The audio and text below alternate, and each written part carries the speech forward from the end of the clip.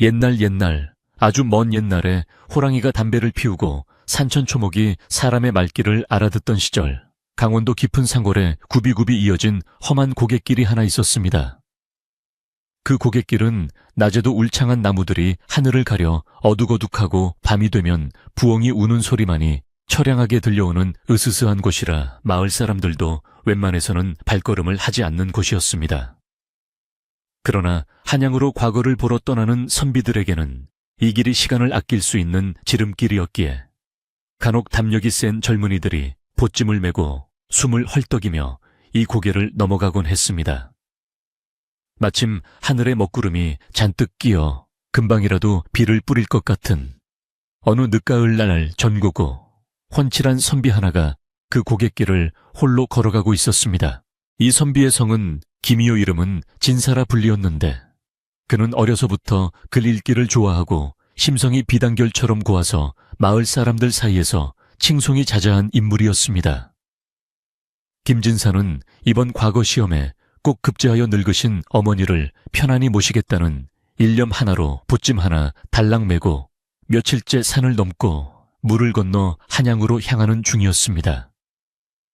산길을 오르던 김진사의 임에는 송글송글 땀방울이 맺혔고 집신은 이미 진흙투성이가 되어 무거웠지만 그의 발걸음은 멈출 줄을 몰랐습니다. 하늘에서는 기어이 후두둑 빗방울이 떨어지기 시작하더니 이내 굵은 장대비가 되어 온 산을 적시기 시작했습니다. 갑작스런 비에 김진사는 잠시 비를 피할 곳을 찾으려 주위를 두리번거렸으나 마땅한 바위굴이나 정자 하나 보이지 않는 첩첩산 중이었습니다. 그는 갓 위에 쓴 갈모로 겨우 얼굴만 가린 채 비에 젖은 도포 자락을 휘날리며 미끄러운 진흙길을 조심조심 걸어갈 수밖에 없었습니다. 빗줄기는 점점 거세져서 앞이 잘 보이지 않을 지경이었고 차가운 빗물이 옷 속으로 스며들어 몸을 으슬으슬 떨게 만들었지만 김진사는 이 또한 하늘이 나를 시험하는 것이리라 생각하며 묵묵히 발을 옮겼습니다. 바람이 불 때마다 나뭇가지들이 요란하게 흔들리며 마치 귀신이 울부짖는 듯한 소리를 내었지만 김진사의 마음은 오직 한양을 향한 굳은 의지로 가득 차 있었습니다. 그렇게 한참을 걷던 김진사의 발끝에 무언가 툭 하고 채이는 것이 있었는데 처음에는 그저 산길에 굴러다니는 돌멩이인 줄 알고 대수롭지 않게 여기며 지나치려 했습니다. 하지만 발에 채인 물건이 대구르르 굴러가더니 길 옆 웅덩이에 처박히는 소리가 돌 구르는 소리와는 사뭇 다르게 둔탁하고 가벼운 느낌을 주었습니다. 이상한 기분이 든 김진사는 가던 길을 멈추고 몸을 돌려 웅덩이 쪽을 가만히 들여다보았는데 흙탕물 속에 하얗고 둥근 물체 하나가 빗물에 씻겨 번들거리고 있는 것이 보였습니다. 김진사가 조심스럽게 다가가 자세히 살펴보니 그것은 놀랍게도 사람의 해골 바가지였습니다. 보통 사람 같았으면 기겁을 하고 도망쳤을 법한 흉물스러운 광경이었으나 김진사는 도망치기는커녕 그 자리에 털썩 주저앉아 측은한 눈빛으로 해골을 바라보았습니다. 비바람이 몰아치는 산길 한복판에 덩그러니 놓여 지나가는 사람들의 발길에 채이고 흙탕물에 뒹구는 그 모습이 너무나도 처량하고 가엾게 느껴졌기 때문이었습니다. 김진사는 혀를 차며 혼잣말을 하기를 어허 어찌하다가 이 깊은 산중에서 객사하여 시신조차 수습해주는 이 없이 이리 굴러다니고 있는가. 자네도 한때는 귀한 자식이었을 테고 누군가의 사랑하는 가족이었을 터인데 이 비바람 속에 누워있는 꼴이 참으로 안타깝구나 라고 읊조렸습니다. 김진사는 더러워진 해골을 그대로 두고 떠날 수가 없어 자신이 입고 있던 하얀 속저고리 소매 끝을 북 찢어내어 그것으로 해골에 묻은 진흙을 정성껏 닦아내기 시작했습니다. 차가운 빗물이 김진사의 등줄기를 타고 흘러내렸지만 그는 아랑곳하지 않고 마치 살아있는 사람의 얼굴을 씻겨주듯 조심스럽고 부드러운 손길로 해골의 구석구석을 닦았습니다. 횡하니 뚫린 눈구멍과 흙이 잔뜩 낀 이빨 사이까지 깨끗하게 닦아내자 흙투성이였던 해골은 어느새 빗물에 씻겨 본래의 하얀 빛을 되찾게 되었습니다. 김진사는 깨끗해진 해골을 두 손으로 소중히 감싸 쥐고는 주변을 둘러보며 이것을 묻어줄 만한 양지 바른 곳을 찾았습니다. 비록 지금은 비가 내리고 있어 해가 보이지 않았지만 김진사는 산새와 나무의 방향을 살펴 날이 개면 햇볕이 가장 잘 들고 물이 잘 빠질 만한 언덕바지를 찾아냈습니다. 그는 굵은 나뭇가지를 주워 땅을 파기 시작했는데 비에 젖은 땅이라 흙이 무겁고 질퍽거려 구덩이를 파는 일이 쉽지 않았습니다. 손톱 밑에 흙이 끼고 손가락이 까져 피가 맺혔지만 김진사는 쉬지 않고 땅을 파내어 해골이 편안히 누울 수 있을 만큼 깊고 아늑한 자리를 마련했습니다. 그는 파낸 구덩이 바닥에 부드러운 낙엽을 깔고 그 위에 해골을 조심스레 내려놓으며 이제 이곳에서 편히 쉬시게나 비바람도 피하고 따뜻한 햇볕도 쬐을 수 있을 것이네 라고 다정하게 속삭였습니다. 김진사는 정성껏 흙을 덮어 봉분을 만들고 짐승들이 파헤치지 못하도록 무거운 돌들을 주워와 무덤게 둘러놓는 것도 잊지 않았습니다. 그리고는 무덤 앞에 무릎을 꿇고 앉아 두 손을 모으고 이름 모를 이의 영혼이 부디 좋은 곳으로 가서 평안을 얻기를 간절히 기도했습니다. 빗줄기는 여전히 거세게 쏟아지고 있었지만 김진사가 기도를 올리는 그 순간만큼은 무덤 주변의 공기가 한결 포근해진 듯한 기분이 들었습니다. 한참을 그렇게 앉아있던 김진사는 자리에서 일어나 젖은 옷을 털며 내 갈 길이 멀어 더 오래 머물지 못함을 용서하게, 부디 저승에서는 고통 없이 행복하시게 라고 마지막 인사를 건넸습니다. 해골을 묻어주고 나니 어느새 날은 저물어 사방이 어둑어둑해지기 시작했고 산속의 밤은 생각보다 훨씬 빠르게 찾아왔습니다. 김진사는 서둘러 발걸음을 재촉했지만 비에 젖은 길은 미끄럽기 그지없어 몇 번이나 엉덩방가를 찧을 뻔했습니다. 배에서는 꼬르륵 소리가 요란하게 울렸고 다리는 청은망은 무거워졌지만 김진사는 오늘 착한 일을 하나 했다는 뿌듯함에 마음만은 깃털처럼 가벼웠습니다. 그는 어둠 속에서도 희미하게 보이는 길을 따라 더듬더듬 내려가며 산 아래 마을이 나타나기를 간절히 바랐습니다. 숲속에서는 짐승들의 울음소리가 가까워졌다, 멀어졌다를 반복하며 김진사의 담력을 시험하려 들었습니다. 한 시즌쯤 더 걸었을까 칠흑 같은 어둠 속에서 저 멀리 희미한 불빛 하나가 반딧불이처럼 깜빡이는 것이 보였습니다. 김진사는 반가운 마음에 드디어 인가가 보이는구나 하고 소리치며 불빛을 향해 힘을 내어 걸어갔습니다.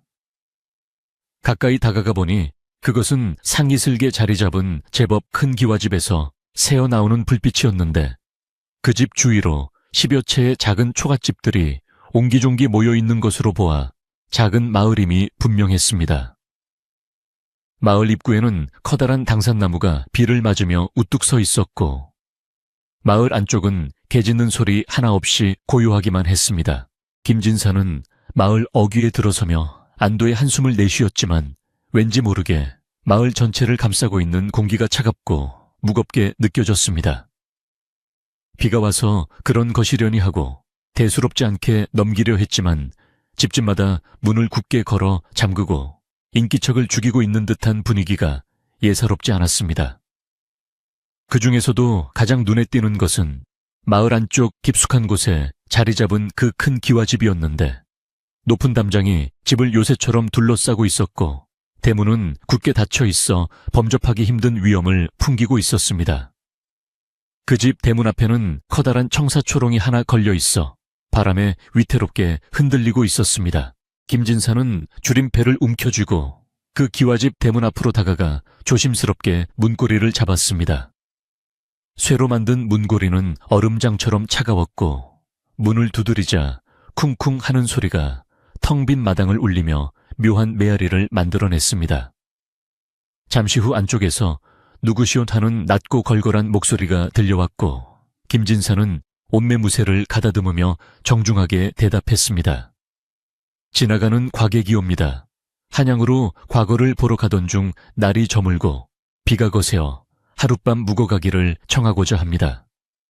부디 문을 열어주시면 은혜를 잊지 않겠습니다. 한동안 아무런 인기척이 없더니 빗장 풀리는 소리가 둔탁하게 들리고 육중한 대문이 끼익 소리를 내며 천천히 열렸습니다. 문 틈으로 새어나오는 불빛 사이로 험상궂게 생긴 하인 하나가 횃불을 들고 서서 김진사를 위아래로 훑어보았습니다. 하인의 눈빛은 경계심으로 가득 차 있었지만 김진사의 행색이 비록 남루해도 기품 있는 선비의 모습을 하고 있는 것을 보고는 조금 누그러진 듯했습니다. 하인은 말없이 고개를 끄덕이며 안으로 들어오라는 손짓을 했고 김진사는 감사의 인사를 표하며 집 안으로 발을 들여놓았습니다. 마당에 들어서자마자 김진사는 이 집이 밖에서 보던 것보다 훨씬 크고 으리으리하다는 것을 알 수 있었습니다. 넓은 마당 한가운데에는 잘 가꾸어진 정원이 있었고 사랑채와 안채가 분리되어 있는 구조는 이 집 주인이 상당한 재력가임을 짐작하게 했습니다. 그러나 화려한 외관과는 달리 집안 곳곳에는 어두운 그림자가 드리워져 있었고 처마 밑을 지나가는 바람소리가 마치 누군가가 흐느끼는 소리처럼 들려 등골이 오싹해졌습니다. 김진사는 젖은 집신을 벗고 툇마루에 올라서며 주인 어른을 뵙고 인사를 드려야겠다고 생각했습니다. 그때 사랑채 방문이 활짝 열리며 덩치가 크고 배가 나온 노인 한 명이 모습을 드러냈습니다. 그는 비단 옷을 입고 긴 곰방대를 물고 있었는데 얼굴에는 기름기가 흐르고 눈빛은 탐욕스럽게 번들거리는 것이 영락없는 이 집의 주인인 듯 했습니다.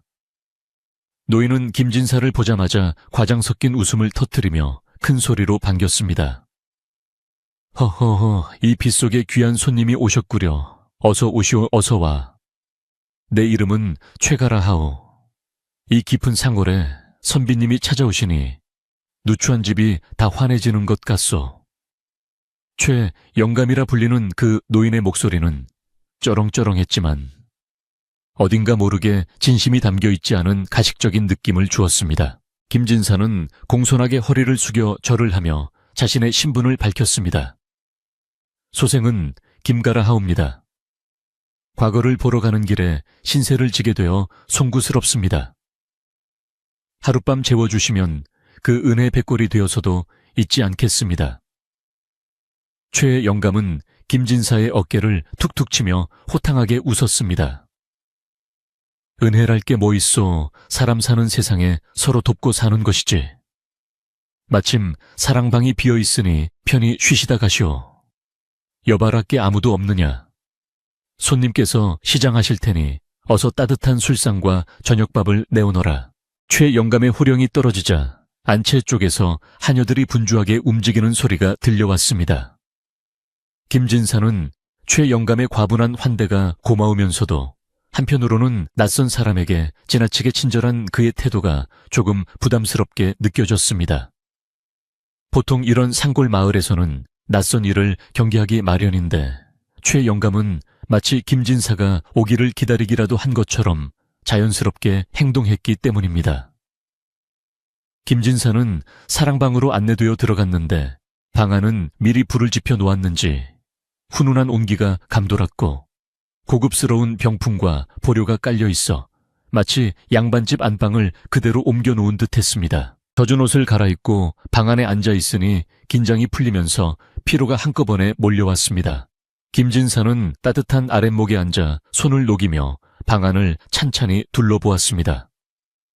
벽에는 값이 꽤 나갈 법한 산수화가 걸려 있었고 문갑 위에는 귀한 도자기들이 놓여 있었습니다. 하지만 이상하게도 방 구석구석에는 먼지 하나 없이 깨끗한데도 사람의 온기가 느껴지지 않는 싸늘함이 배어 있었습니다. 마치 오랫동안 아무도 살지 않았던 방을 급하게 치워놓은 듯한 느낌이랄까. 아니면 누군가가 머물다 황급히 떠나버린 흔적을 지운 듯한 느낌이랄까. 알 수 없는 위화감이 김진사의 마음을 불편하게 했습니다. 잠시 후 방문 밖에서 밥상 들어갑니다 하는 가냘픈 목소리가 들리고 문이 열렸습니다. 젊은 하녀 하나가 푸짐하게 차려진 소반을 들고 들어왔는데 그녀의 얼굴은 백지장처럼 창백했고 눈 밑에는 짙은 그늘이 드리워져 있었습니다. 하녀는 김진사와 눈을 마주치지 않으려는 듯 고개를 푹 숙인 채 밥상을 내려놓았는데 밥그릇을 놓는 손끝이 파르르 떨리고 있는 것이 보였습니다. 김진사는 그녀가 추워서 떠는 것인지 아니면 다른 이유가 있는 것인지 궁금하여 말을 걸어보았습니다. 고맙소. 헌데 안색이 좋지 않아 보이는데 어디 편찮으신가? 하녀는 김진사의 물음에 화들짝 놀라며 뒷걸음질을 쳤습니다. 그녀는 겁에 질린 눈으로 주위를 두리번거리더니 아주 작은 목소리로 아닙니다. 그저 몸이 좀 고단하여 맛있게 드십시오. 라고 황급히 말하고는 도망치듯 방을 빠져나갔습니다. 닫힌 문을 바라보며 김진사는 고개를 갸웃거렸습니다.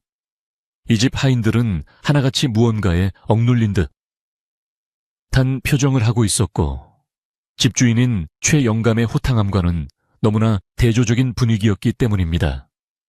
밥상 위에는 윤기가 흐르는 쌀밥과 고깃국 그리고 각종 산나물 반찬이 먹음직스럽게 차려져 있었지만 김진사는 선뜻 숟가락을 들기가 망설여졌습니다.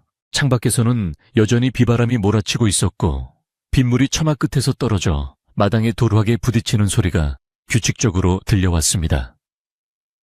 김진사는 낮에 자신이 묻어준 해골을 떠올렸습니다. 그 해골의 주인도 어쩌면 자신처럼 비를 피해 어딘가로 가다가 변을 당한 것은 아닐까 하는 생각이 들자 밥맛이 뚝 떨어지는 기분이었습니다. 하지만 내일 또 먼 길을 가려면 기운을 차려야 했기에 그는 억지로 밥 한 술을 떠서 입에 넣었습니다.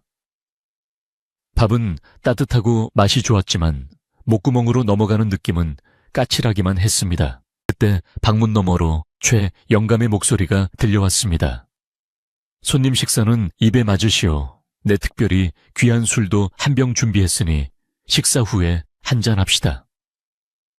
최영감의 목소리는 여전히 친절했지만 빗소리에 묻혀 들려오는 그 목소리에는 어딘가 모르게 서늘한 기운이 서려 있었습니다. 김진사는 얘 덕분에 잘 먹고 있습니다. 라고 대답했지만 가슴 한구석에서 피어오르는 불안감은 쉽게 가라앉지 않았습니다. 그는 밥을 먹는 둥 마는 둥 서둘러 비우고 숭늉을 마시며 마음을 진정시키려 애썼습니다. 밤이 깊어질수록 바람소리는 더욱 거세졌고 문풍지가 파르르 떨리며 기괴한 소리를 내었습니다. 김진사는 방문을 꼭 걸어 잠그고 이불을 펴고 자리에 누웠지만 잠은 쉽게 오지 않았습니다. 천장을 바라보며 낮에 있었던 일들과 이 집의 기묘한 분위기를 되짚어보던 김진사의 귀에 멀리서 개 짖는 소리가 들려왔습니다. 그것은 마치 다가올 불길한 일을 경고하는 듯한 길고 구슬픈 울음소리였습니다. 김진사는 몸을 뒤척이며 깊은 한숨을 내쉬었고 그의 머리맡에는 낮에 묻어준 해골의 잔상이 희미하게 어른거렸습니다. 이 깊은 상골의 외딴 집, 지나치게 친절한 주인과 겁에 질린 하인들, 그리고 비오는 밤의 스산한 기운까지 모든 것이 김진사의 신경을 곤두서게 만들었습니다. 과연 이 집에는 어떤 비밀이 숨겨져 있는 것일까요? 김진사는 무거운 눈꺼풀을 억지로 감으며 부디 이 밤이 무사히 지나가기를 마음속으로 빌고 또 빌었습니다. 빗소리는 자장가처럼 들리기는커녕 마치 누군가가 문을 두드리는 소리처럼 계속해서 김진사의 귓가를 맴돌았습니다. 그렇게 선비 김진사의 길고도 긴 밤은 시작되고 있었습니다. 밤이 깊어질수록 빗줄기는 기와 지붕을 뚫을 듯 세차게 내리꽂혔고 처마 끝에 매달린 풍경은 바람에 이리저리 흔들리며 구슬픈 소리를 토해냈습니다. 김진사는 따뜻한 아랫목에 앉아 있었지만 등줄기를 타고 오르는 서늘한 한기는 좀처럼 가시지 않았습니다.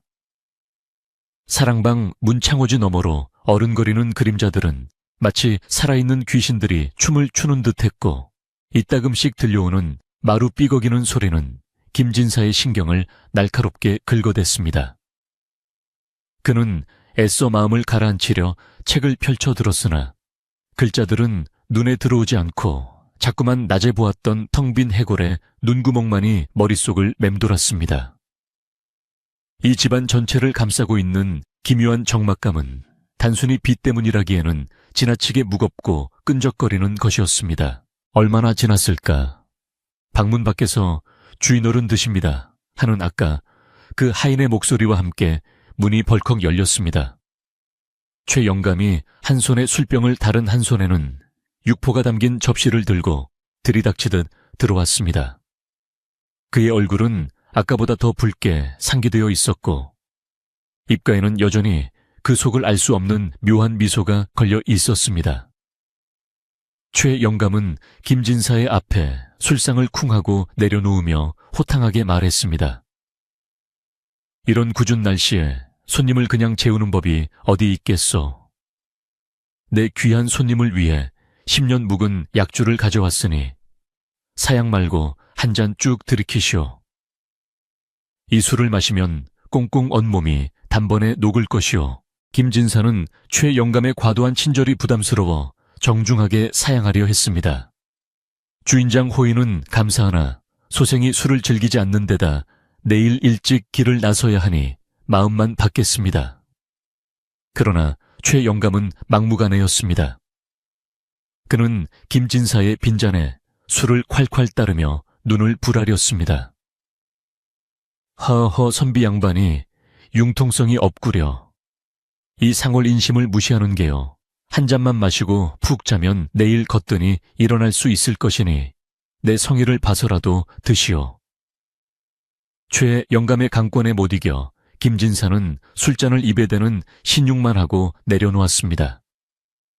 술 냄새는 향긋했으나 그 밑바닥에는 어딘가 비릿한 향이 섞여 있는 듯 했습니다. 최 영감은 김진사가 술을 마시지 않고 내려놓는 것을 보자 눈매가 가늘어졌습니다.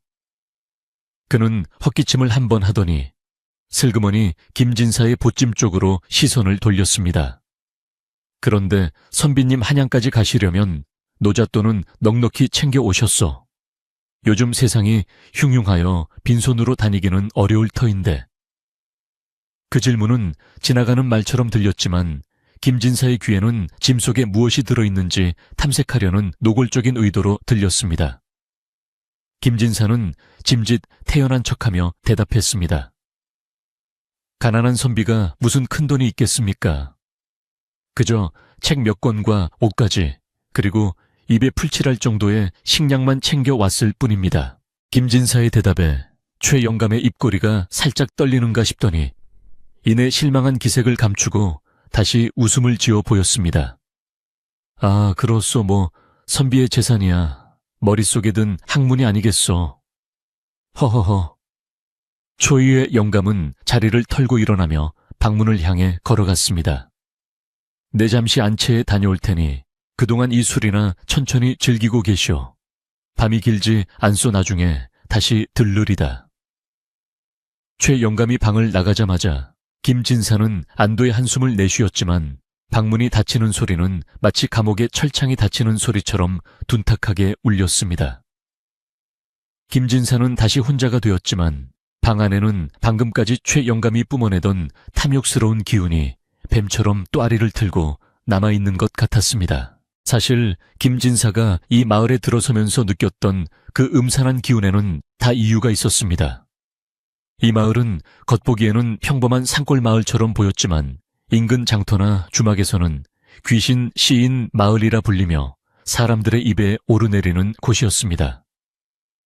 마을 어귀에 있는 우물가에서는 아낙네들이 빨래를 하며 흉흉한 소문을 속삭이곤 했는데 그 내용은 하나같이 등골을 오싹하게 만드는 것들이었습니다.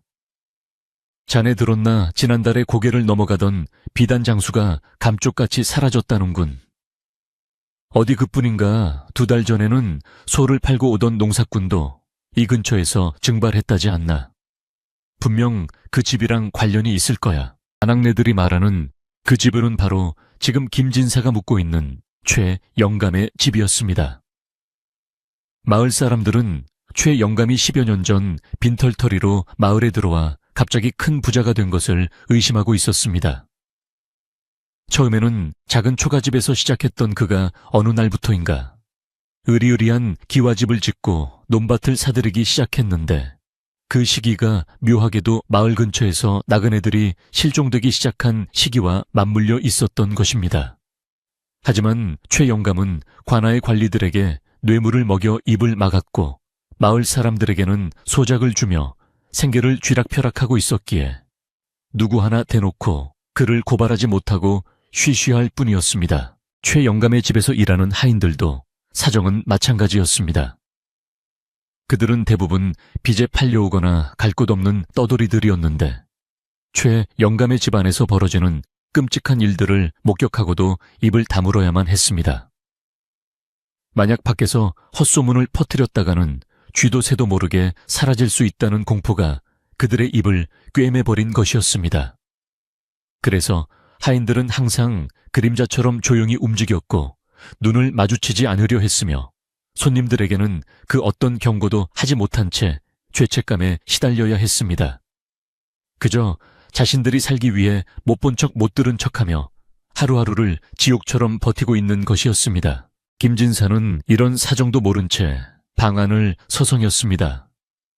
그는 방 한쪽에 놓인 자개농을 보았는데 그 화려한 문양은 상골 양반집에 어울리지 않는 물건이었습니다. 문갑 위에 놓인 부통도 제각각 모양이 다른 것으로 보아 한 사람이 일관된 취향으로 모은 것이라기보다는 여기저기서 긁어모은 듯한 느낌을 주었습니다. 심지어 벽에 걸린 족자 뒤에는 말라붙은 핏자국 같은 것이 희미하게 남아있어 자세히 들여다보던 김진사를 소스라치게 놀라게 만들었습니다. 김진사는 직감적으로 이 집이 평범한 집이 아니라는 것을 깨달았습니다. 비는 그칠 줄 모르고 계속 쏟아졌고 천둥 소리가 멀리서 으르렁거리며 다가오고 있었습니다. 김진사는 불안한 마음에 문을 살짝 열어 밖을 내다보았습니다. 마당 건너편 안채 쪽은 불이 꺼져 캄캄했으나 부엌 쪽에서는 희미한 불빛이 새어 나오고 있었습니다. 그곳에서 도마지라는 소리가 들려왔는데 늦은 밤에 음식을 장만하는 소리치고는 너무나 조심스럽고 은밀하게 들렸습니다. 김진사는 다시 문을 닫고 걸쇠를 확인했습니다. 그는 오늘 밤 잠을 자서는 안 되겠다고 다짐하며 품속에 넣어둔 작은 은장도를 만지작거렸습니다. 그때였습니다. 방문 쪽에서 아주 조심스러운 인기척이 느껴졌습니다. 누군가가 발소리를 죽이며 다가와 문 앞에 멈춰 선 것이었습니다. 김진사는 숨을 죽이고 문 쪽을 노려보았습니다. 잠시 후 문 창호지에 손가락 그림자가 비치더니 문을 톡톡하고 두드리는 소리가 들렸습니다. 최 영감의 거친 손길과는 달리 아주 조심스럽고 망설이는 듯한 두드림이었습니다. 김진사가 낮은 목소리로 누구시오? 하고 묻자 밖에서 떨리는 노인의 목소리가 들려왔습니다.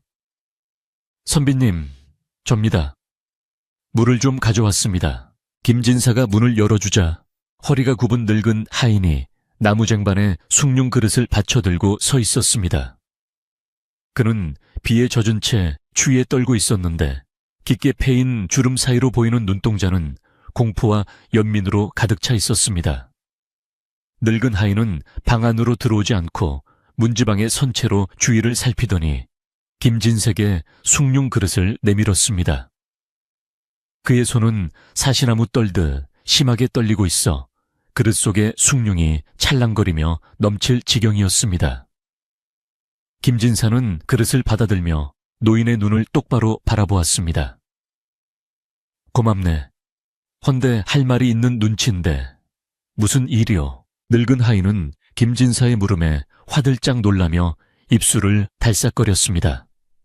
그는 말을 할까 말까 망설이는 듯 입을 열었다. 닫았다를 반복하더니 갑자기 김진사의 소매를 붙잡고 바짝 다가섰습니다. 그리고는 들릴 듯 말 듯 한 목소리로 빠르게 속삭였습니다. 선비님, 제발 제 말을 허투루 듣지 마십시오. 이 집은 사람 살 곳이 못 됩니다. 주인 영감이 가져다 준 술은 절대로 입에 대지 마십시오. 그 술을 마시고 살아서 나간 사람이 없습니다. 노인의 목소리에는 절박함이 묻어났고 그의 눈에는 눈물이 고여 있었습니다. 김진사는 등골이 오싹해짐을 느꼈습니다. 막연했던 불안감이 현실로 다가오는 순간이었습니다. 그게 무슨 말이오? 술에 무엇이 들었단 말이오? 김진사가 다급하게 되물었지만 늙은 하인은 이미 겁에 질려 뒷걸음질을 치고 있었습니다. 더 이상은 말씀드릴 수 없습니다. 그저 오늘 밤은 뜬 눈으로 세우시고 날이 밝는 대로 뒤도 돌아보지 말고 도망치십시오. 부디 살아남으셔야 합니다. 노인은 마지막으로 애원하듯 뜬 김진사를 바라보고는 쫓기는 사람처럼 황급히 어둠 속으로 사라져 버렸습니다. 남겨진 김진사는 망부석처럼 그 자리에 서 있었습니다. 손에 들린 숭늉 그릇은 따뜻했지만 그의 가슴은 차갑게 식어내렸습니다. 최 영감이 권했던 술, 그리고 하인들의 겁에 질린 표정, 방 안에 이질적인 물건들, 모든 퍼즐 조각이 맞춰지는 느낌이었습니다.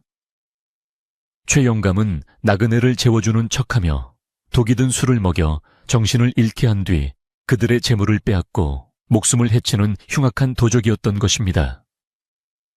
그리고 낮에 자신이 묻어주었던 그 해골도 어쩌면 이 집에서 억울하게 죽임을 당해 버려진 희생자 중 한 명일지도 모른다는 생각이 뇌리를 스쳤습니다. 김진사는 방 안을 서성이며 어떻게 해야 할지 고민에 빠졌습니다. 지금 당장 도망치기에는 비바람이 너무 거세고 길도 모르는 산속이라 위험했습니다. 게다가 최 영감과 하인들이 감시하고 있을지도 모르는 일이었습니다. 김진사는 다시 자리에 앉아 최 영감이 두고 간 술병을 노려보았습니다. 겉보기에는 맑고 향기로운 술이었지만 이제 그 술은 목숨을 앗아가는 사약처럼 보였습니다. 그는 마음을 굳게 먹고 정신을 바짝 차려야겠다고 다짐했습니다. 호랑이 굴에 들어가도 정신만 차리면 산다고 했으니 이 위기를 넘길 방법이 분명 있을 것이라 믿었습니다. 밖에서는 바람이 더욱 거세져 문을 덜컹거리게 만들었고 그 소리는 마치 억울하게 죽은 원혼들이 문을 열어달라고 아우성치는 것처럼 들렸습니다. 김진사는 불을 끄지 않고 등잔 심지를 도두어 방 안을 환하게 밝혔습니다. 어둠이 틈탈 곳을 주지 않겠다는 의지였습니다. 그는 봇짐 속에 있던 붓과 벼루를 꺼내어 먹을 갈기 시작했습니다. 마음이 불안할 때마다 글을 쓰며 안정을 찾던 습관 때문이기도 했지만 만약의 사태를 대비해 자신의 흔적을 남겨두려는 비장한 각오이기도 했습니다. 먹이 갈리는 소리가 고요한 방 안에 규칙적으로 울려 퍼지며 김진사의 심장 박동 소리와 묘한 화음을 이루었습니다. 시간이 얼마나 흘렀을까 피로가 몰려와 눈꺼풀이 청은망은 무거워지기 시작했습니다. 긴장 속에서도 육체의 고단함은 어쩔 수 없었는지 김진사는 잠시 벽에 기대어 깜빡잠이 들고 말았습니다. 빗소리는 점차 멀어지고 의식은 깊은 수렁 속으로 빠져들었습니다. 그리고 그 꿈결 속에서 희미한 안개 사이로 누군가가 천천히 걸어오는 모습이 보였습니다. 하얀 소복을 입고 머리를 길게 풀어헤친 여인. 그녀는 발소리도 없이 김진사의 앞으로 다가와 슬픈 눈으로 그를 내려다보고 있었습니다. 김진사는 꿈속에서도 그녀가 사람이 아님을 알 수 있었지만 이상하게도 무섭다는 생각보다는 가슴 저릿한 슬픔이 먼저 느껴졌습니다. 여인의 얼굴은 창백했지만 어딘가 낯이 익었습니다. 아니, 정확히 말하면 그녀의 얼굴 윤곽이 낮에 보았던 그 하얀 해골의 모습과 겹쳐 보였습니다. 여인은 소리 없이 입을 움직여 김진사에게 말을 걸어왔습니다. 그녀의 목소리는 바람소리처럼 윙윙거렸지만 뜻은 명확하게 김진사의 귀에 꽂혔습니다. 선비님, 고맙습니다. 차가운 빗속에 버려진 저를 거두어 주신 은혜 죽어서도 잊지 못할 것입니다. 여인은 눈물을 흘리며 김진사에게 절을 올렸습니다. 그녀의 눈물은 바닥에 떨어져 붉은 핏방울로 변했습니다. 하지만 선비님, 지금 감상에 젖어 있을 때가 아닙니다. 저를 죽인 자가 바로 이 집의 주인 최가놈입니다. 그는 탐욕에 눈이 멀어 사람을 짐승만도 못하게 여기는 악귀입니다. 여인의 표정이 순식간에 일그러지며 분노로 가득 찼습니다. 그는 곧 선비님의 숨통을 끊으러 올 것입니다. 그가 주는 것은 무엇도 입에 대지 마십시오. 그리고 여인은 잠시 말을 멈추고 방 안의 문지방 쪽을 손가락으로 가리켰습니다. 제 원한을 풀어주시고 선비님도 살고 싶으시다면 저 문지방 아래를 살펴보십시오. 그곳에 놈의 죄를 밝힐 증거가 숨겨져 있습니다. 여인의 목소리는 점점 희미해져 갔습니다. 선비님, 부디 조심하십시오. 놈이 옵니다. 놈이 옵니다. 여인의 형상이 안개처럼 흩어지며 사라지는 순간 김진사는 헉 하는 소리와 함께 잠에서 깨어났습니다. 식은땀이 온몸을 적시고 있었고 심장은 터질 듯이 쿵쾅거렸습니다. 꿈이었지만 너무나 생생하여 여인의 목소리가 귓가에 쟁쟁하게 남아있었습니다. 김진사는 거친 숨을 몰아쉬며 주위를 둘러보았습니다. 방 안은 여전히 등잔불이 가물거리고 있었고 밖에서는 빗소리 사이로 저벅저벅 발소리가 들려오고 있었습니다. 그 발소리는 하인의 것도 꿈속 여인의 것도 아니었습니다.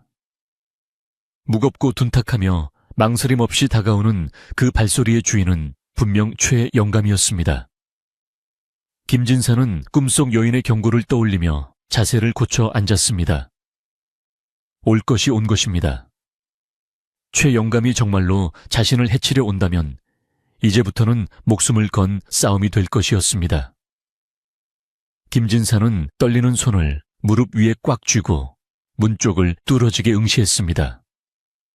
문 밖에서 그림자가 멈춰 섰고 잠시 후 문고리가 천천히 돌아가는 소리가 정막을 깨뜨렸습니다.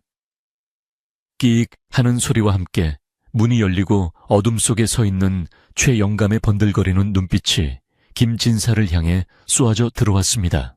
방문이 열리자마자 들이닥친 것은 밤바람에 실려온 차가운 빗방울과 최 영감이 뿜어내는 비릿한 술 냄새였습니다. 최 영감은 뒷짐을 진 채 방 안으로 성큼성큼 들어왔는데 그의 그림자가 등잔불에 일렁이며 벽면을 가득 채우자 방 안이 갑자기 좁아진 듯한 답답함이 밀려왔습니다. 그는 방바닥에 놓인 술상을 힐끔 쳐다보았는데 술병의 술이 조금도 줄어들지 않은 것을 확인하자 미간을 찌푸리며 불만스런 기색을 드러냈습니다. 그의 눈동자는 먹이를 노리는 맹수처럼 번들거렸지만 입계는 여전히 억지스러운 웃음을 매달고 있어 그 기괴함이 소름을 끼치게 했습니다. 최 영감은 짐짓 걱정스러운 목소리로 말문을 열었지만 그 속에는 칼날 같은 날카로움이 숨겨져 있었습니다. 아니 선비님, 이 좋은 술을 마다하고 아직도 깨어 계시단 말이오. 잠자리가 불편하여 그런 것이오. 아니면 내 성의가 부족하여 그런 것이오. 김진사는 터질 듯한 심장을 애써 진정시키며 태연한 척 최 영감을 마주 보았습니다.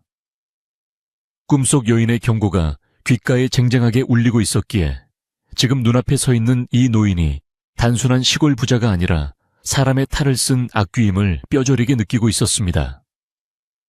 김진사는 옷매무새를 가다듬으며 정중하지만 단호한 목소리로 대답했습니다. 주인장의 호의는 감사하나 과객으로서 남의 집에서 술에 취해 추태를 보일까 저어되어 마시지 않았습니다. 밤이 깊었으니 주인장께서도 그만 들어가 쉬시는 것이 좋겠습니다. 김진사의 말은 예의를 갖추고 있었지만 더 이상 당신의 수작에 노란하지 않겠다는 의지를 분명히 하고 있었습니다. 그러나 최 영감은 쉽게 물러설 위인이 아니었습니다.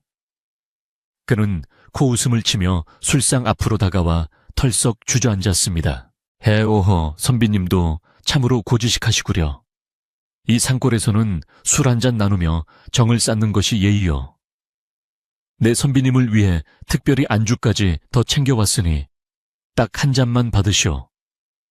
이 잔을 비우지 않으면 내 마음이 편치 않아 잠을 이룰 수가 없을 것 같소. 최 영감은 품속에서 또 다른 작은 호리병을 꺼내더니 김진사의 잔에 억지로 술을 채우기 시작했습니다.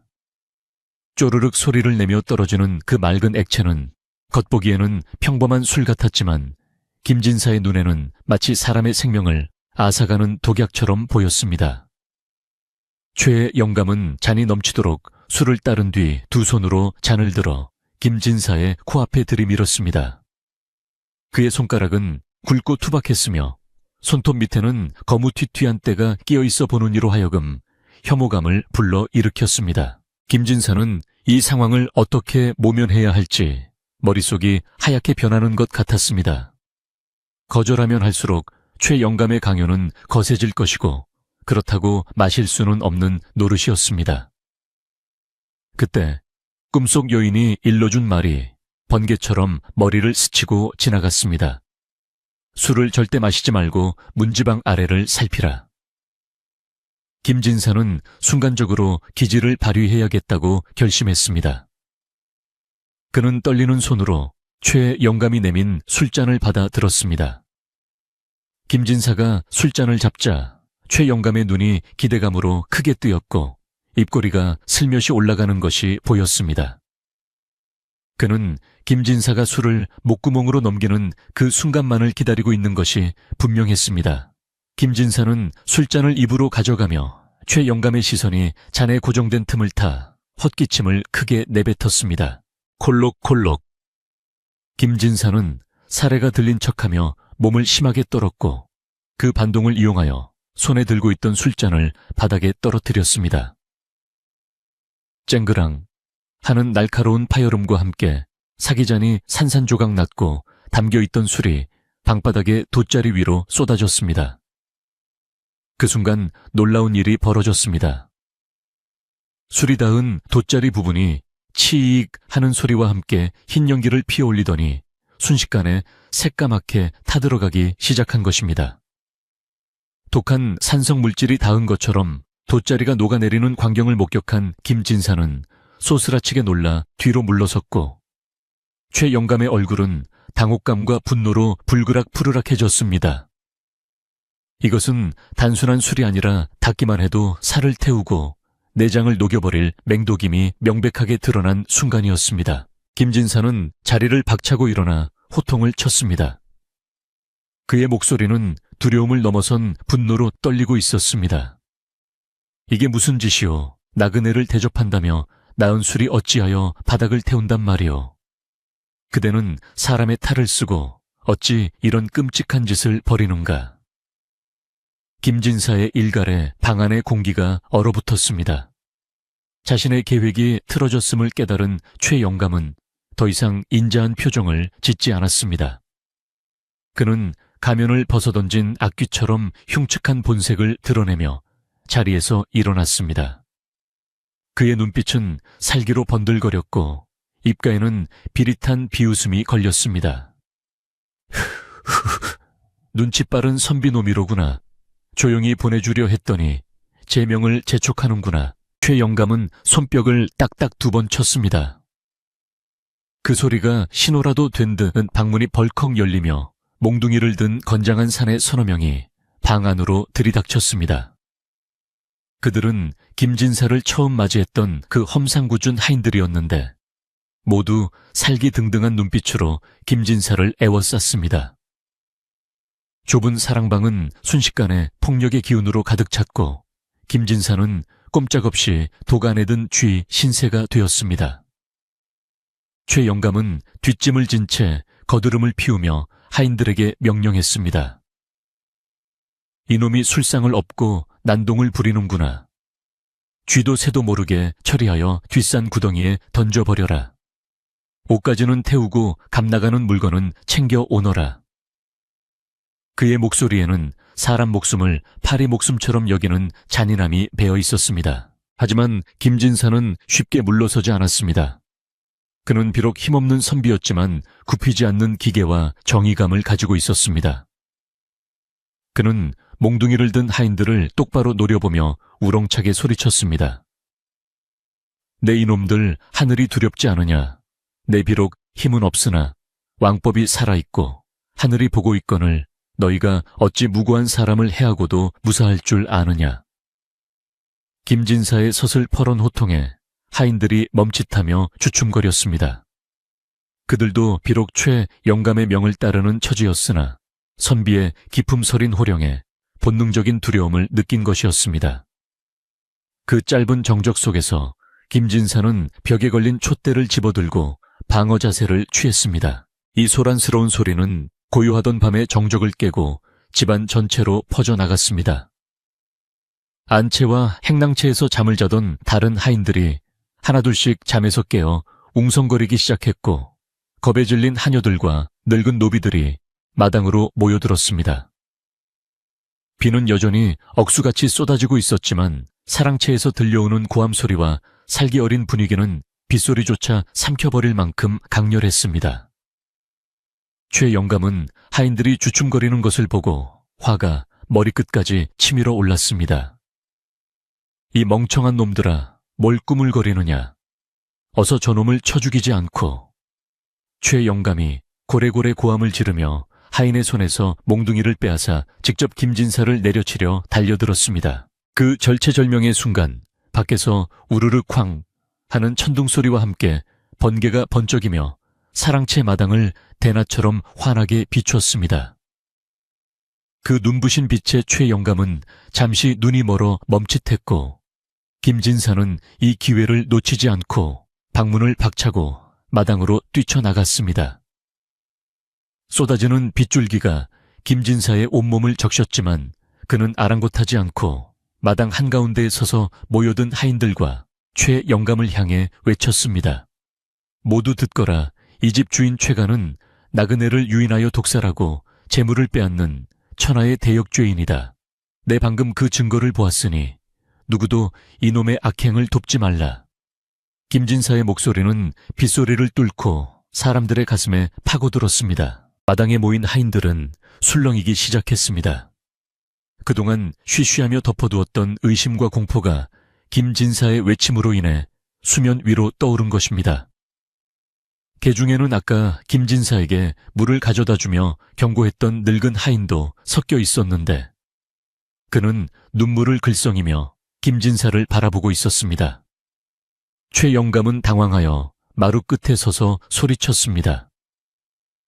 저 미친놈의 말을 듣지 마라. 내 집에서 행패를 부리고 도망치려는 도둑놈이다. 썩 잡지 못할까. 그러나 하인들은 서로의 눈치만 살필 뿐 섣불리 김진색에 달려들지 않았습니다.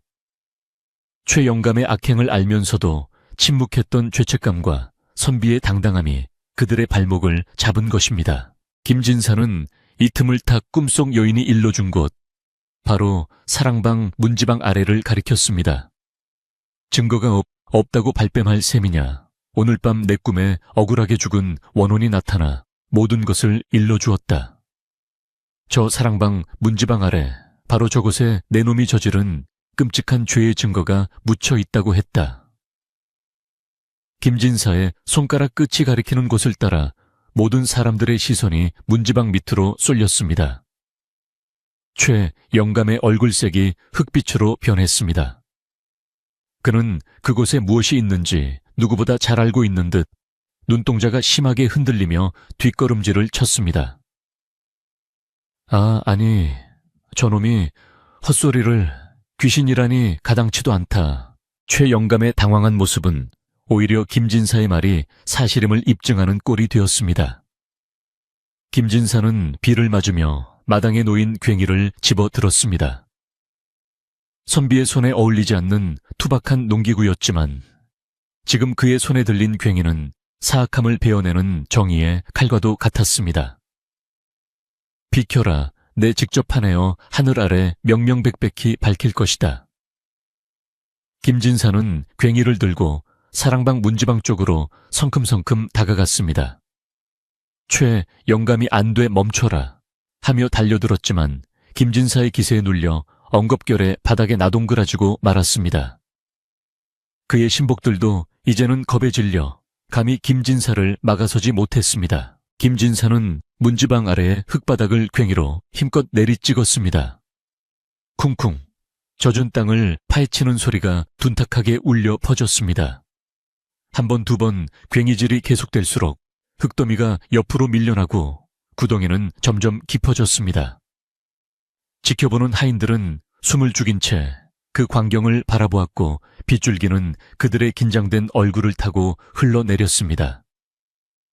최 영감은 바닥에 주저앉아 아이고 다 끝났구나 하며 넋이 나간 사람처럼 중얼거렸습니다. 그의 화려했던 비단옷은 흙탕물에 젖어 볼품없이 구겨져 있었고 그의 권위는 이미 땅에 떨어진 지 오래였습니다. 얼마나 팠을까. 괭이 끝에 무언가 딱딱한 것이 걸리는 느낌이 들었습니다.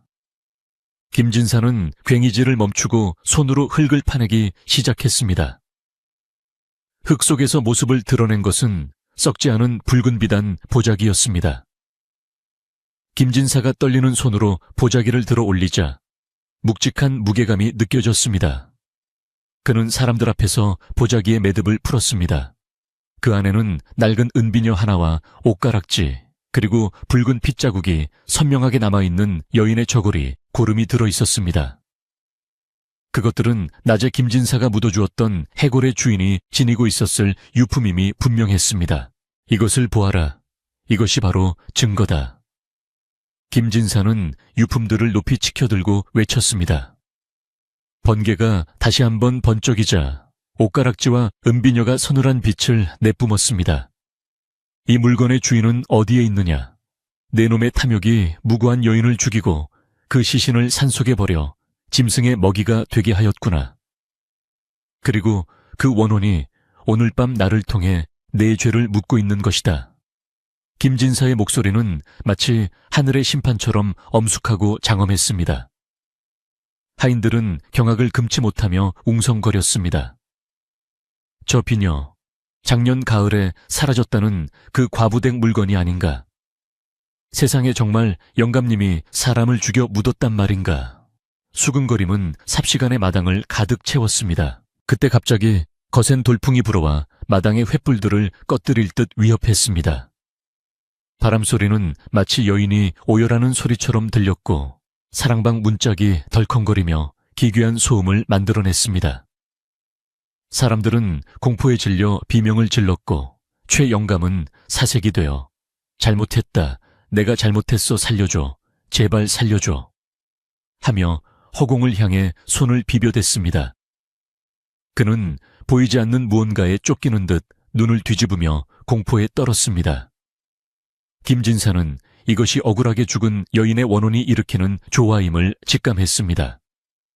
그녀의 영혼이 김진사의 곁을 지키며 자신의 원한을 풀어줄 순간을 지켜보고 있었던 것입니다. 김진사는 두려움에 떠는 마을 사람들과 하인들을 향해 다시 한번 목소리를 높였습니다. 두려워 말라. 원혼은 죄 지은 자만을 노리는 법이다. 너희가 죄가 없다면 두려워할 것이 없다. 다만 지금이라도 이 자의 죄를 밝히는데 힘을 보탠다면 너희의 지난 침묵은 용서받을 수 있을 것이다. 김진사의 말에 하인들의 눈빛이 변하기 시작했습니다. 그들은 더 이상 최 영감의 눈치를 보지 않았습니다. 분노와 억울함 그리고 정의감이 그들의 가슴 속에서 피어올랐습니다. 그들은 하나둘씩 최 영감을 향해 다가서기 시작했습니다. 최 영감의 신복들조차 더 이상 주인을 보호하려 하지 않았습니다. 그들은 슬그머니 몽둥이를 버리고 뒷걸음질을 쳤고 일부는 무릎을 꿇고 죽을 죄를 지었습니다.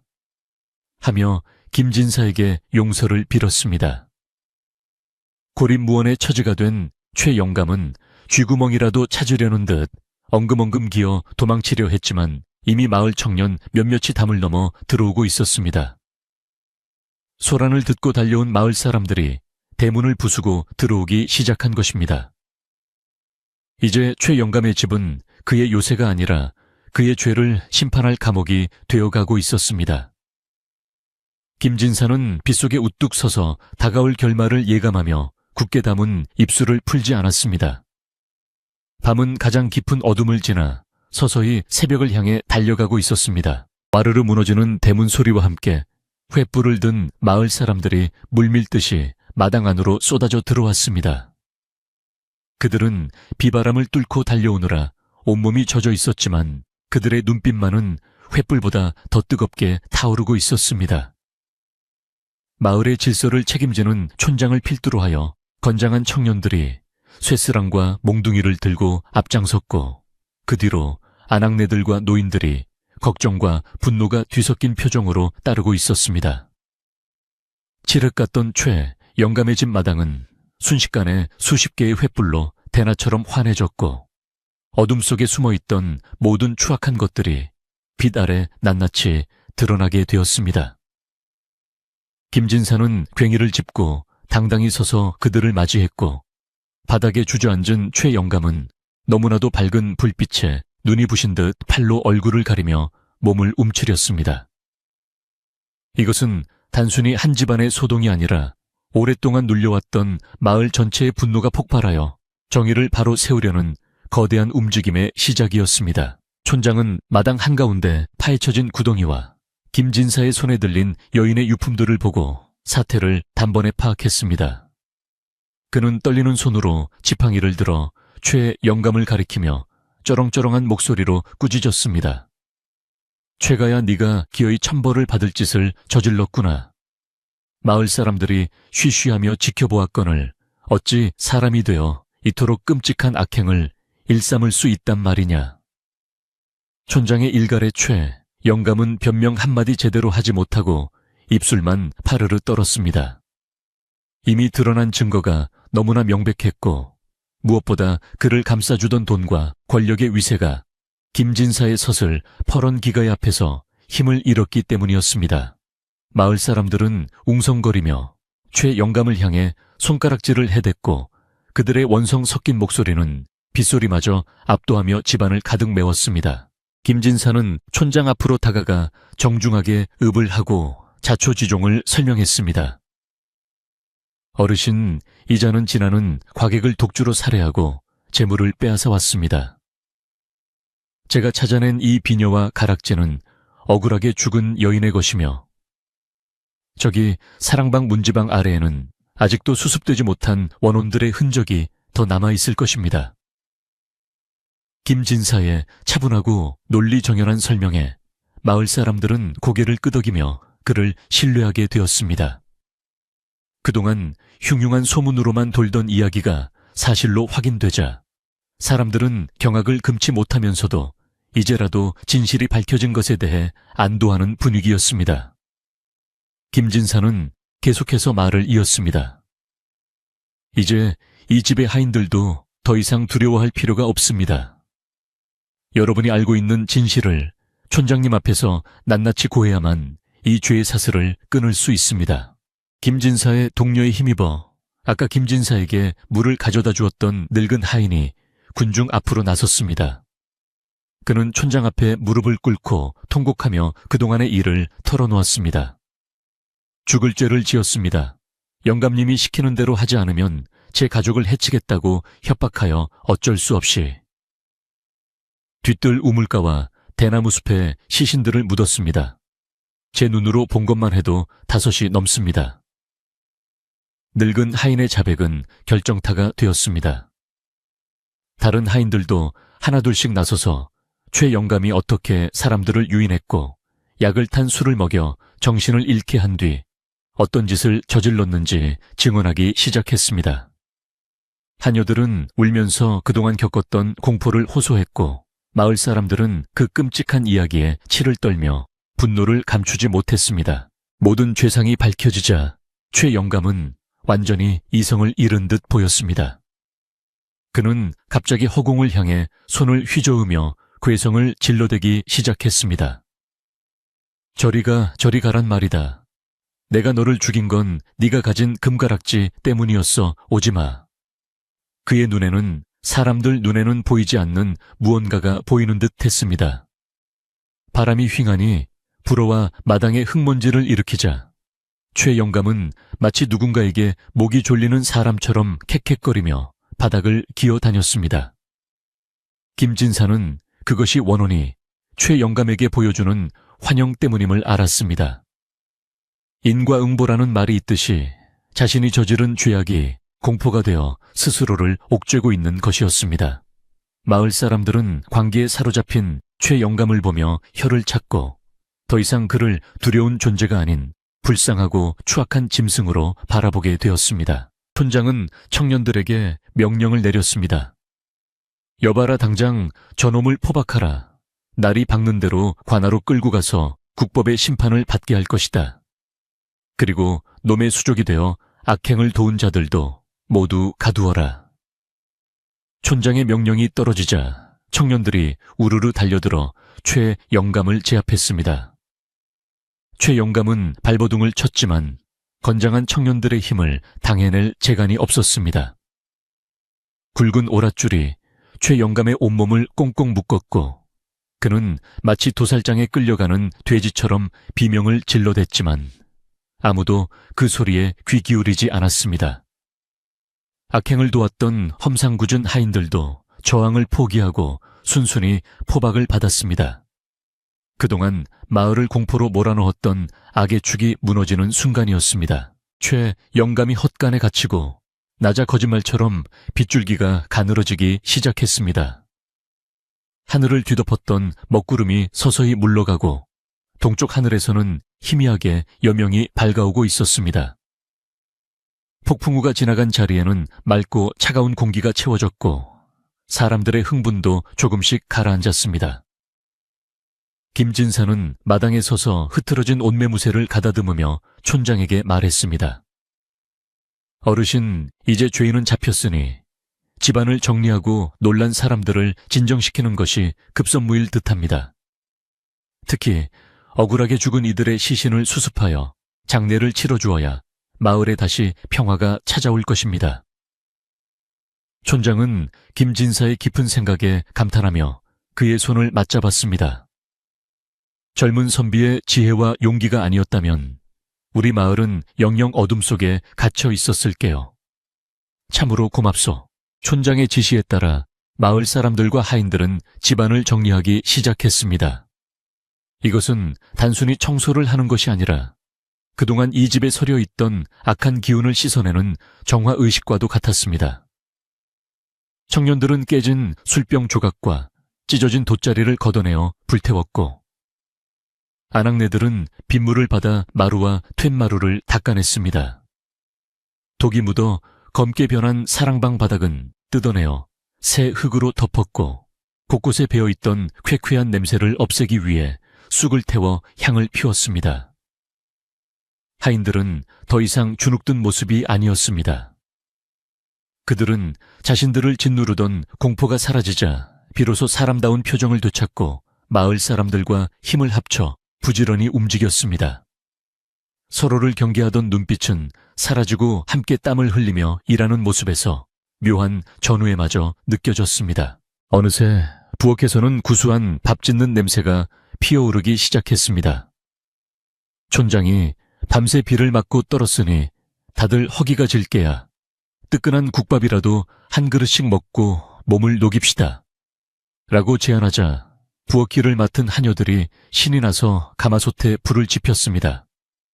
평소 같으면 주인 영감의 눈치를 보느라 쌀 한 톨 마음대로 쓰지 못했겠지만 지금은 곳간 문을 활짝 열고 햅쌀과 고기를 꺼내어 푸짐하게 음식을 장만했습니다. 도마 소리가 경쾌하게 울려 퍼지고 가마솥에서는 하얀 김이 모락모락 피어올랐습니다. 그 냄새는 핏비린내와 곰팡내에 찌들어 있던 이 집에 처음으로 생기 넘치는 활력을 불어넣었습니다. 김진사는 사랑방 툇마루에 걸터앉아 분주하게 움직이는 사람들을 바라보았습니다. 그의 곁으로 꿈속에서 보았던 그 여인의 환영이 다시 한번 스치고 지나가는 듯 했습니다. 하지만 이번에는 슬픈 표정이 아니라 옅은 미소를 지으며 고개를 숙여 인사하는 모습이었습니다. 김진사는 마음속으로 이제 편히 가시오. 당신의 억울함은 풀렸고 죄 지은 자는 벌을 받을 것이오. 라고 빌어주었습니다. 그러자 어디선가 불어온 부드러운 바람이 김진사의 뺨을 어루만지고 하늘 높이 올라가 흩어졌습니다. 그것은 마치 여인의 영혼이 마지막 인사를 건네고 떠나는 것 같았습니다. 김진사의 마음에도 비로소 평화가 찾아왔고 긴장이 풀리면서 노곤함이 밀려왔습니다. 잠시 후 마당에 멍석이 깔리고 김이 모락모락 나는 국밥 그릇들이 줄지어 나왔습니다. 마을 사람들과 하인들이 둥그렇게 둘러앉아 밥을 먹기 시작했습니다. 신분의 귀천도 주인과 하인의 구별도 없이 모두가 한마음이 되어 나누는 식사였습니다. 뜨거운 국물을 한 숟가락 떠 넘기자 얼었던 몸이 사르르 녹아내리며 뱃속 깊은 곳에서부터 따뜻한 기운이 퍼져나갔습니다. 아이고, 시원하다. 이제야 살 것 같네. 여기저기서 탄성이 터져 나왔고 굳어있던 얼굴들에 웃음꽃이 피어났습니다. 사람들은 서로에게 반찬을 권하고 등을 두드려주며 지난밤의 공포를 털어내고 서로를 위로했습니다. 그것은 단순한 한 끼 식사가 아니라 상처 입은 마을 공동체가 다시 하나로 묶이는 치유의 과정이었습니다. 김진사에게는 가장 상석에 독상이 차려졌습니다. 촌장이 직접 술잔을 채워주며 말했습니다. 이것은 독주가 아니니 안심하고 드시오. 우리 마을 사람들의 감사의 마음을 담은 술이요. 김진사는 웃으며 술잔을 받아 단숨에 비웠습니다. 목을 타고 넘어가는 술은 달콤하고 향긋했습니다. 하인들도 김진사에게 다가와 연신 고개를 숙이며 감사를 표했습니다. 선비님 덕분에 저희가 다시 사람답게 살 수 있게 되었습니다. 야, 이 은혜는 평생 잊지 않겠습니다. 그들의 눈에는 진심 어린 존경과 감사가 담겨 있었고 김진사는 그들의 손을 하나하나 잡아주며 따뜻한 말로 격려해 주었습니다. 다 여러분이 용기를 내어준 덕분입니다. 이제는 아픈 기억을 잊고 새롭게 시작하십시오. 식사가 끝날 무렵 마당 한 구석에 묶여있던 최 영감이 신음소리를 내었지만 아무도 그에게 관심을 주지 않았습니다. 그는 철저하게 고립되었고 사람들의 기억 속에서 이미 지워진 존재나 다름없었습니다. 사람들은 배를 채우고 나서 삼삼오오 모여 앉아 앞으로의 일을 의논했습니다. 최 영감의 재산은 어떻게 처리할지, 희생자들의 유족은 어떻게 찾을지, 그리고 관에는 누가 가서 고할지 등을 의논하는 목소리에는 활기가 넘쳤습니다. 이 집은 더 이상 귀신 씌인 집이 아니라 마을 사람들이 함께 가꾸고 지켜나가야 할 새로운 터전으로 변해가고 있었습니다. 김진사는 그 모습을 흐뭇하게 바라보며 자신이 가야 할 길이 아직 멀었음을 상기했습니다. 날은 완전히 밝아 해가 산봉우리 위로 솟아올랐습니다. 아침 햇살이 기와지붕 위로 쏟아져 내리자 젖어있던 기와들이 반짝이며 빛을 발했습니다. 밤새 으스스했던 집안의 풍경은 온데간데 없고 평화롭고 아늑한 시골 마을의 아침 풍경만이 펼쳐져 있었습니다. 참새들이 마당의 나뭇가지에 앉아 지저귀고 굴뚝에서는 하얀 연기가 피어올라 파란 하늘로 흩어졌습니다.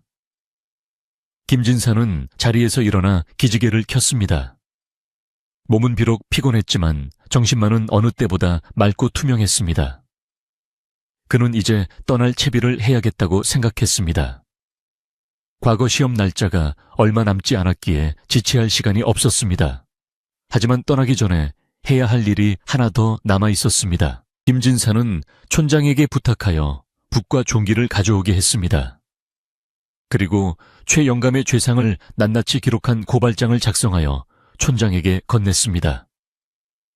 관에 가시거든 이 글을 사토께 올리십시오. 제가 증인이 되어드려야 마땅하나 과거 길이 바빠 동행하지 못함을 용서하십시오. 하지만 이 글이면 충분히 죄를 물을 수 있을 것입니다.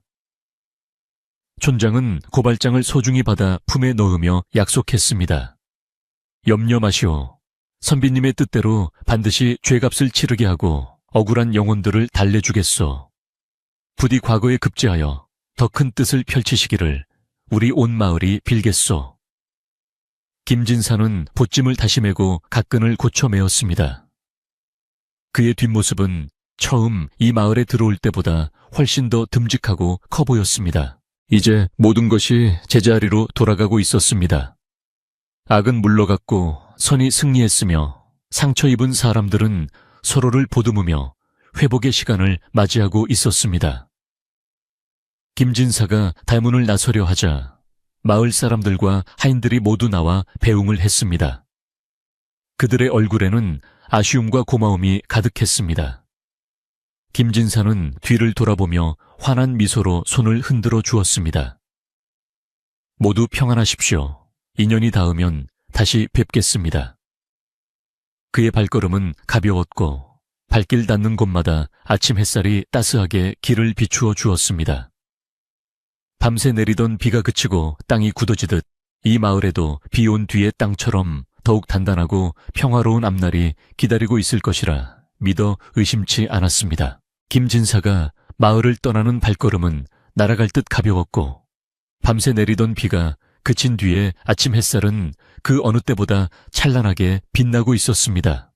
마을 어귀까지 배웅을 나온 사람들은 김진사의 뒷모습이 보이지 않을 때까지 손을 흔들며 그의 앞날에 축복을 빌어주었습니다. 김진사는 고개를 넘어가는 길목에서 잠시 멈춰서서 뒤를 돌아보았는데 옹기종기 모여있는 마을의 풍경이 이제는 더 이상 음산한 곳이 아니라 평화롭고 따뜻한 보금자리로 보였습니다. 굴뚝마다 피어오르는 하얀 연기는 마치 마을이 되살아났음을 알리는 신호탄처럼 보였고 멀리서 들려오는 닭 울음소리와 아이들의 웃음소리는 그곳에 생기가 돌기 시작했음을 증명하고 있었습니다. 김진사는 흐뭇한 미소를 지으며 자신의 작은 용기가 이토록 많은 사람들에게 평온을 되찾아 주었다는 사실에 가슴 벅찬 보람을 느꼈습니다. 산길을 오르던 김진사는 어제 자신이 해골을 묻어주었던 그 양지바른 언덕에 다시 당도하게 되었습니다. 비바람이 몰아치던 어제와 달리 오늘은 따스한 햇볕이 무덤 위로 쏟아져 내리고 있었고 젖어있던 흙은 어느새 뽀송뽀송하게 말라 있었습니다. 김진사가 쌓아 올린 돌무덤은 튼튼하게 자리를 지키고 있었으며 주변에는 이름 모를 들꽃들이 피어나 무덤을 장식해주고 있었습니다. 김진사는 보찜을 내려놓고 무덤 앞에 정중하게 절을 올리며 마음속으로 말을 건넸습니다. 부인 덕분에 무사히 위기를 넘기고 길을 떠납니다. 부인의 억울함이 조금이나마 풀렸기를 바라며 부디 이제는 이승의 고통을 잊고 편안히 쉬십시오. 그러자 신기하게도 어디선가 부드러운 산들바람이 불어와 김진사의 갓근을 살며시 흔들고 지나갔습니다. 그것은 마치 여인의 영혼이 김진사의 뺨을 어루만지며 감사의 인사를 전하는 듯한 포근한 느낌이었습니다. 김진사는 그 바람결 속에서 더 이상 슬픔이나 원한이 느껴지지 않음을 깨달았습니다. 대신 그곳에는 누군가를 지켜주려는 따뜻한 마음과 평온함만이 남아 있었습니다. 김진사는 자리에서 일어나 옷에 묻은 흙을 털어내며 다시 한번 굳은 다짐을 했습니다. 이번 과거 시험에 반드시 급제하여 세상의 억울한 이들을 대변하고 정의를 바로 세우는 훌륭한 목민관이 되겠노라고 하늘과 땅 그리고 이름 모를 여인의 영혼 앞에 맹세했습니다. 한양으로 향하는 김진사의 여정은 그야말로 순풍에 돛단 배처럼 거침이 없었습니다. 험한 산길을 걸어도 다리가 아프지 않았고 끼니를 조금 걸러도 배가 고프지 않았으며 밤이 되어 노숙을 해도 추위를 느끼지 않았습니다. 마치 보이지 않는 기운이 그를 감싸고 보호해주는 것만 같았는데 김진사는 그것이 자신이 묻어준 여인의 보은이라 생각하며 감사한 마음으로 길을 재촉했습니다. 며칠 후 드디어 한양의 숭례문이 눈앞에 나타났을 때 김진사의 가슴은 새로운 희망과 기대로 벅차올랐습니다. 번화한 도성안은 전국 각지에서 모여든 선비들로 북적였지만 그 어떤 화려한 옷차림의 선비보다도 흙 묻은 도포를 입은 김진사의 눈빛이 가장 맑고 총명하게 빛나고 있었습니다. 드디어 과거 시험 날이 밝았고 수많은 선비들이 궐 안뜰에 모여 앉아 긴장된 표정으로 시제가 발표되기를 기다리고 있었습니다. 임금님이 친히 내리신 시제는 지성감천 지창간티안, 즉 지극한 정성은 하늘을 감동시킨다는 뜻을 논하라는 것이었습니다. 다른 선비들은 어려운 주제라며 머리를 싸매고 끙끙거렸지만 김진사는 시제를 듣는 순간 무릎을 탁 쳤습니다.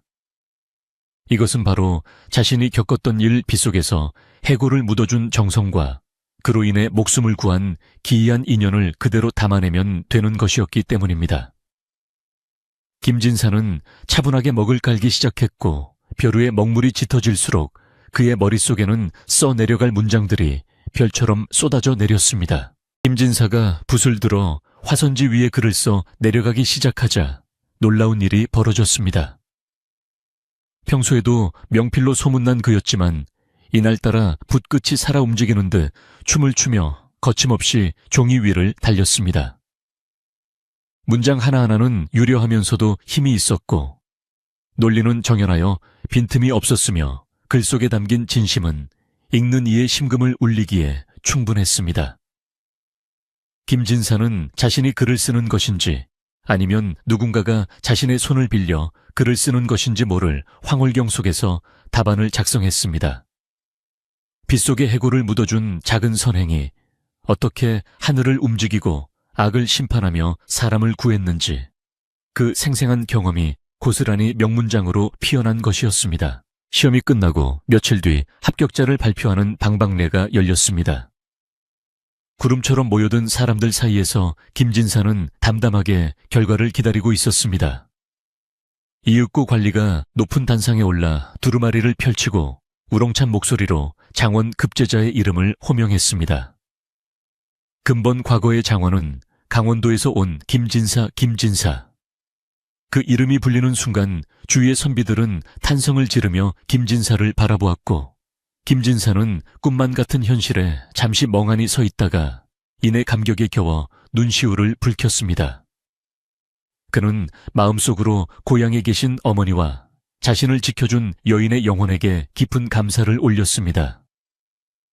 그의 장원급제는 단순히 글재주 덕분이 아니라 착한 심성과 하늘의 도움이 빚어낸 결과였습니다. 김진사는 어사화를 머리에 꽂고 금이 환영하여 고향으로 돌아가게 되었습니다. 임금님은 김진사의 글을 읽고 크게 감동하여 그를 그가 살던 고을 인근의 형암으로 제수하시며 백성을 위한 정치를 펼치라고 당부하셨습니다. 김진사는 임금님의 명을 받들어 고향으로 내려가는 길에 가장 먼저 그 상월 마을을 다시 찾았습니다. 그가 마을 입구에 들어서자 멀리서부터 꽹과리와 징소리가 울려 퍼지며 온 마을 사람들이 뛰쳐나왔습니다. 아이고, 우리 선비님이 나으리가 되어 돌아오셨네.